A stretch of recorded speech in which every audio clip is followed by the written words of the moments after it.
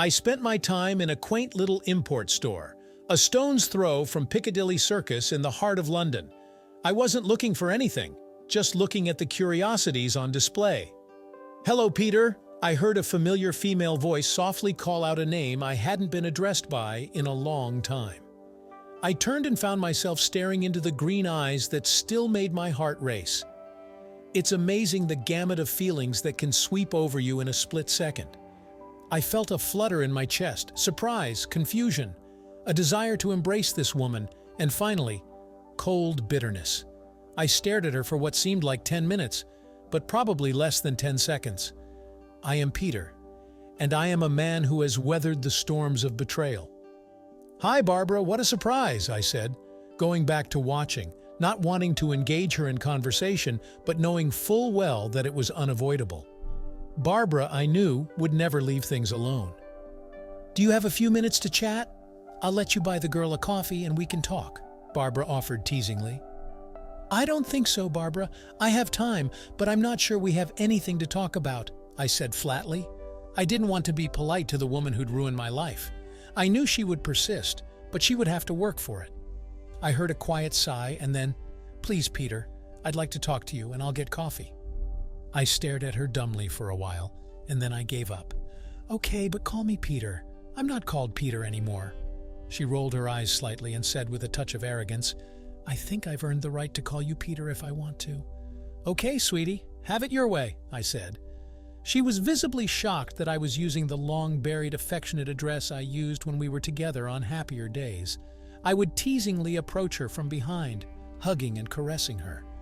I always said in a whiny voice, "Come upstairs, sweetie, and give me some love. I'm needy, sweetie. I must have you. Please, sweetie, let's get naked." Invariably, she would shriek and giggling say, "Get away from me, you pervert. You won't get any love until I'm ready. Go take a cold shower, you booger." Often, these one-act plays would devolve into me playfully chasing her around the house or her spraying me with the kitchen sprayer. It was all fun, and we both enjoyed it. It was a good time. "You're right, Peter," she said softly and sadly. I was surprised by her reaction and sensed that there was more behind that surrender than could be explained in words.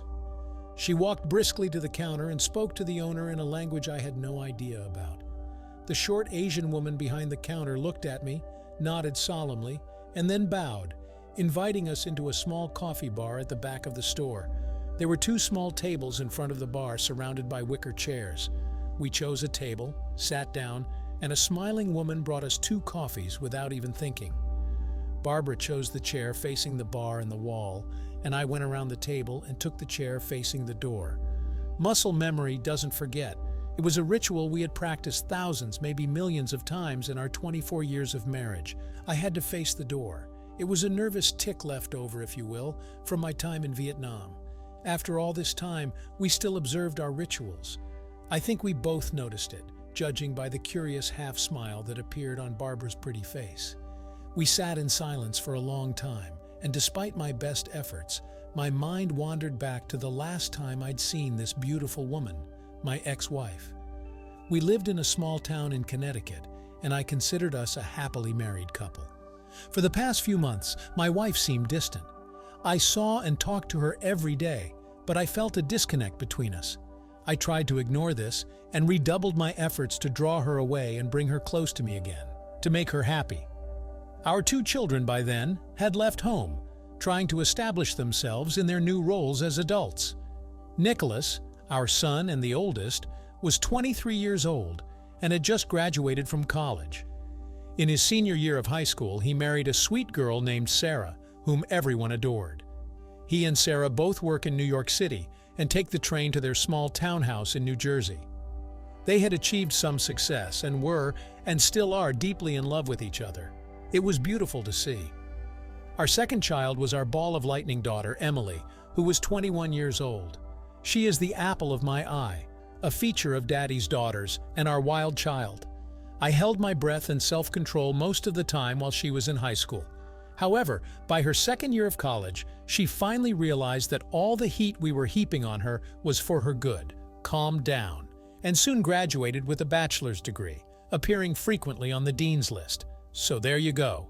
I was editing an article that was to appear in one of the magazines published by my employer when I got a call from my wife. "Hey, Peter, it's Barbara. Would you like to have lunch with me today? I know it's an urgent invitation, but I thought it would be fun to do something out of the ordinary for a change." I was thrilled. "Sure, babe. That sounds like a great idea. I'm glad you called. Do you have someplace in mind, or should I pick?" "Meet me at Café Paris in, say, 45 minutes. Is that okay with you?" Barbara asked in a professional, measured tone. It felt like distance was still being maintained, but at least it was a start. I was beyond excited and hoped for a warming of our relationship. "I'll be there with bells on. Maybe I should wear something else," I said with a grin, trying to lighten the mood and show how pleased I was. "Yes, please," she replied, not very cheerfully. "Okay, I'll see you at 12:15. "Thanks, babe. That's a great idea. I love you," I said, getting up from the table and pulling out my jacket with a wide grin on my face. She simply said, "Okay, I'll see you soon." I hurried to my car and drove across town to meet my favorite wife for lunch. I cannot describe how thrilled I was by this simple gesture on her part. When I entered, she was sitting at the table with a glass of wine. I touched her shoulder and leaned over to kiss her. She turned her head slightly and gave me a peck on the cheek. I guess that should have told me something. "Hey, gorgeous, looking for a date?" I said, smiling stupidly. She smirked slightly. "Let's order so we have more time to talk afterward." We ordered, and she started talking about some translation projects she was working on at the import-export company where she worked as a language specialist. I ate and listened to her, but I started to feel a little uncomfortable. She hardly touched her food. After the dishes were put away, she paid the bill with her business credit card, saying that everything was fine and that her boss knew she was treating me to lunch. She looked down for quite a while and was silent. I was about to ask what was wrong when she, looking me straight in the eye, said, "Peter, you can't just say that." "Peter, I've been having an affair for about 8 months. I love him, and I want a divorce." I was stunned, shocked, and destroyed in one fell swoop. I stared at her in silence, unable to speak. My world split in half in an instant. Never in my life, not even after what I had seen in the war, had I been so shocked. I was broken at the core. I couldn't think. I couldn't speak. Everything was lost. I was lost. She went on to tell me that he was extremely wealthy, a billionaire in fact, and that he would be picking up all the costs of the divorce. Since he is so rich, they would not claim anything in the divorce. I could keep everything. I seem to remember her saying something about my little assets staying intact. At the word possessions, she made a disgusted gesture with quotes in the air. I knew she was talking, but I couldn't hear anything. It was as if I was in a tunnel where I could see my wife's lips moving, but I couldn't hear a sound. All the words were like bells ringing for my death. Then she continued, "This is what I want, Peter, and it's in our mutual interest if you don't resist. Fighting it will only prolong the agony, but the result will be the same. I'm leaving for Europe with him tonight, and I won't be back." She did say, "Won't be back anytime soon, at least not until the divorce is final. Please let it happen without interference. You have always had a vested interest in my happiness, and this is something that will make me very happy. I'll call the children when I'm settled in Paris." "I'll call the children when I'm settled in Paris. I'm not sure how they will take it, but you needn't worry about that." With those words, she got up and walked out of my life, and I was still sitting there, not believing what had happened. The kids, as it turned out, didn't take to it very well. They were just as stunned and hurt as I was.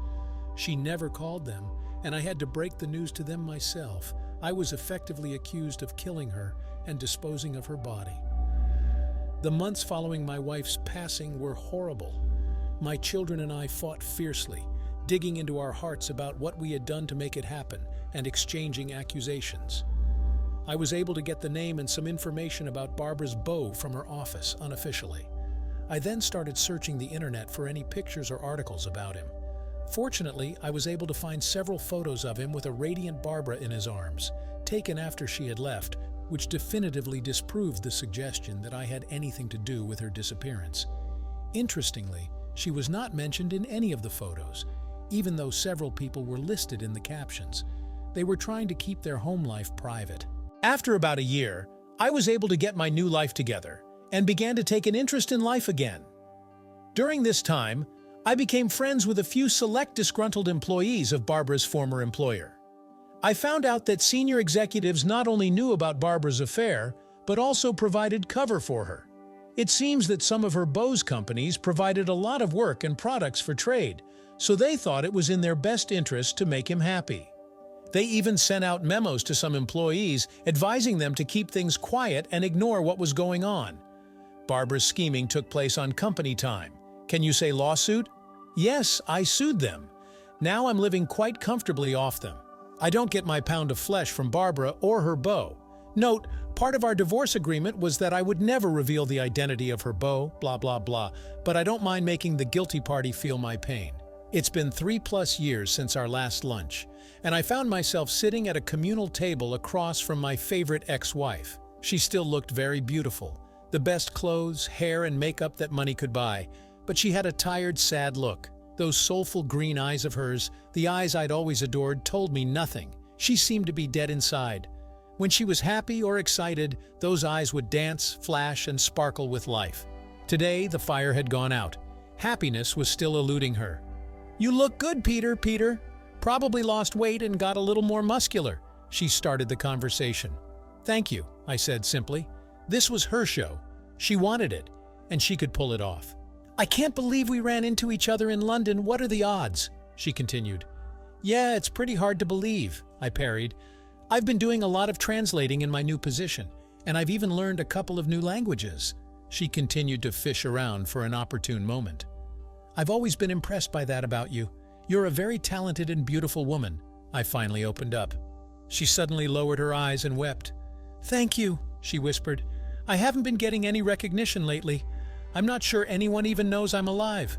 I thought your husband was going to put you on display." "He never married me. I'm just an adult toy that can speak multiple languages. If he wants to make a good impression on someone, he takes me out to show them a good time and talk to them in their language. A 40-year-old American woman who can speak more than English can show people around almost anywhere and is willing to get late is, I think, rare. I've become a valuable whore," she said sadly. "What? Why don't you leave? Get on the nearest plane and get the hell out of Dodge," I said hopelessly.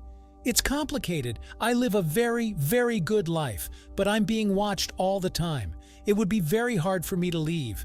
The only reason I can talk to you now is because we met by chance and I didn't leave the store. Also, Ma, the owner, is a friend of mine, and she kind of has my back if I need to hide for a while." It sounds awful, but I guess it's your choice. Okay, let's change the subject. Why didn't you ever call the kids? I had a really hard time convincing them that I didn't kill you or get rid of your body. They were devastated that they never heard from you. I was now insisting on answers. She only seemed to sink further into sadness. I wasn't allowed. I left that afternoon on a private jet, and access to my former life was completely cut off from me. As I said, I was being watched all the time. She suddenly leaned forward and looked directly at me. "Peter, I can't tell you how many nights I lay alone in a big house in an exotic place and wished I was still lying next to you in our home in Connecticut. God, I miss you, and I miss us." She sighed, her voice thick with a melancholic longing. I could feel myself reverting to an old habit, fixing everything to make Barbara happy. I saw myself being sucked back in and froze. Wait, I said, raising my hands in surrender. "I can't fix your life for you. What's more, I will not fix your life. How dare you sit here and whine about your life? You did this. You chose this. A whole bunch of people I dearly love had to live and deal with the situation you created for them. It was not what they wanted or chose for themselves. Their lives were forever changed because of choices and decisions that you made without their consent or participation." My voice grew louder and sharper, fueled by years of suppressed anger. "I happened to run into you for the first time in 3 years, and it's already all about you? Damn, I'm already tired. You know, you haven't asked about your kids yet. What kind of mother does that? For your information, you're a grandmother now. Nicholas and Sarah have a cute little girl who's going to be 2 in a couple of months if you're interested. Her name is Donna Lynn. Your daughter Emily, remember her? She's planning on marrying a nice guy named Tom in about 6 months. She's still hoping you'll be at the wedding, but it's really hard when we have no address or way to contact you. Maybe I'll send an invitation here." I started hyperventilating and paused, but I was on a roll. All my pent-up anger and resentment was spilling out. As far as I was concerned, what the hell did I do to deserve the kind of treatment you subjected me to? I loved you with everything I am and everything I had. You left me without even saying goodbye. Do you realize that you never once apologized for ruining my life? Don't sit here and whine. Asterisk. You asterisk ruined everything. You lost us. You lost asterisk me asterisk. Are you looking for a shoulder to cry on? You can't do that here. You killed that privilege 3 goddamn years ago in a little cafe in Connecticut. I was about to get up and leave, just like she did 3 years ago, when an angelic voice with a distinctly English accent broke into the fiery twilight. "Peter, I sure as hell can't leave you alone for even 5 minutes without you chatting up some beautiful woman. I swear I should beat you half to death," she joked, trying to look angry, but her blue eyes flashed with mischief. I was so engrossed in my rant that I didn't even notice Melissa walk in. I smiled warmly. "Hi, baby. Melissa, I'd like you to meet Barbara, my ex-wife. Barbara, this is my friend Melissa." Barbara was still reeling from my verbal assault, and now she was face to face with her replacement. She was silent, struggling to keep her composure. Melissa simply extended her hand in the traditional friendly gesture and said, smiling, "I'm very pleased to meet you, Barbara. Peter has often mentioned you, but not very warmly, I'm afraid. I suppose I should thank you for letting that lusty fellow go and giving me a chance to get a grip on him. He can be quite a nuisance, but I am gradually accustoming him to the house." Melissa looked at me and smiled broadly. She stroked my shoulder fondly and continued, "Peter, my crazy Peter, I'm afraid we must be off if we are to catch the train to Ely. I'm sorry to interrupt you, but I'm worried about the time." I patted her leg. "Don't worry, my sweetie, I'm just finishing up." Then I turned to the still struggling Barbara and said, "We have to run, but thanks for the coffee and for your time. I'll tell the kids you said hi for me and tell them you said you love them, even though that's a bit of a lie." I shook her hand and then said, "I hope, Barbara, that you find your happiness someday, but I'm afraid you're looking in the wrong place. Thank you also for 23 good years. They were mostly happy years for me, and I thank you for that. Goodbye, Barbara." Barbara continued to sit with the same shocked look as I had 3 long years ago. Melissa and I stepped out into the bustling life of London to meet the appointed train. She never asked about the reunion, but I think she heard enough to know that it was not a joyous reunion. For the first time in a long time, I felt free. Yes, I felt free, and even a little happy. Let's conclude the story shortly. As Melissa and I stepped out into the bustling life of London, the weight of the encounter pressed heavily on me. Barbara, still frozen in that cafe, mirrored the shattered man I had been 3 years ago. Melissa, bless her soul, never pried, but the air thrummed with unspoken questions. Her presence, her warmth, was a lifeline pulling me back to the present. On the train to Ely, the rhythmic clatter of the wheels against the tracks became a soothing mantra. The English countryside, a tapestry of rolling green hills and quaint villages, unfolded before us. Its serenity began to seep into my soul, slowly replacing the turmoil within. That night, nestled in Melissa's arms, a strange peace settled over me. It wasn't the euphoric bliss of new love, but a deeper, more profound sense of closure. The ghost of Barbara, the specter of my shattered past, finally began to fade.